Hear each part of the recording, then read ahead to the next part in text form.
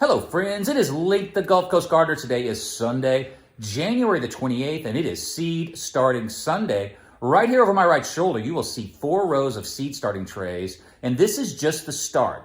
But this is the first round of plants that I'll have available, probably sometime in the middle of April. So if you see something you want, let me know. I will also be at the Galveston Farmers Market sometime in April, so you can meet me there as well. So I will have 2 types of salvia, definitely have some rosemary plants. I'll have 5 types of basil, 7 types of pepper, everything from sweet peppers to hot peppers. And on the bottom, I have 8 varieties of tomato. Now, I picked out special varieties this year to give you an extra long harvest. They will start maturing at around 50 days after transplant, but the last variety won't start maturing until about 68 days after transplant. So it should give you a nice, long, steady harvest. So let's take a look and see what varieties I'll have.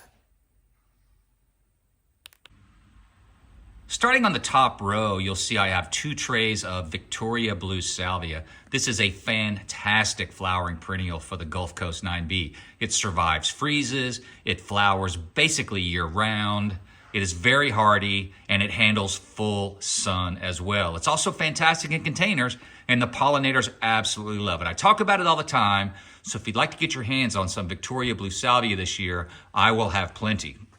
Now in the middle, I've got some primed rosemary that I picked up from Johnny's Selected Seeds. It's really easy to grow, so I'll have plenty of rosemary this year as well. And down on the end, I have more salvia. This is Scarlet Sage. It's a new variety of salvia that I'm growing. The flowers look fantastic, so I'm really excited about having some bright red flowering salvia as well. On row 2, I have 5 types of basil. Now, the first variety is the classic Genovese basil. It is ideal for making pesto. It flowers beautifully. The pollinators love it, and I just love growing basil. It's also great to grow in containers. Now, the second tray is Petra purple basil. I grew a ton of this last year. It is absolutely beautiful. It has this gorgeous purple foliage as well as these blue-purple flowers. It is a wonderful basil. The third tray is lime basil. I grew this last year as well and absolutely loved it. It's got a strong lime and basil smell and flavor. It will really give your dishes some zing. Now, the last 2 are Thai basil, which I've never grown before, but I get a lot of requests for. So Thai basil is great in Asian food. It also has these beautiful purple flowers. Some people just love to grow it for flowers. So Thai basil will be available. And the last one is Globe basil. This is probably the best variety for containers, although you can grow all varieties of basil in a container. But this makes a really nice, rounded plant, which does great in containers. So check out some Globe basil this year as well. On the third row, I have my peppers, and the first one is Ausilio. This is a thin-skinned Italian frying pepper. It's also an heirloom, so you can save your own seeds like I do, and it's really easy to save pepper seeds.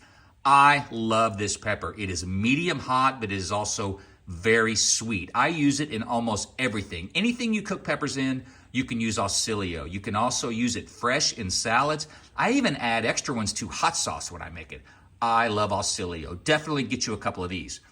Now here's a couple of new peppers that I haven't grown before. One of them is called Bounty Hybrid. This is a sweet banana pepper that is supposed to be incredibly prolific. So really excited about Bounty Hybrid. The hybrid means they'll have some disease resistance. This is supposed to be excellent for sweet pepper pickles. So very much looking forward to that one. Large red cherry hot. A big hot red cherry pepper that is excellent for stuffing, but it will also be very good for fresh eating as well as salsas. Very excited about growing this large red cherry hot pepper. In the back, that is garden salsa. Reading great reviews about this pepper.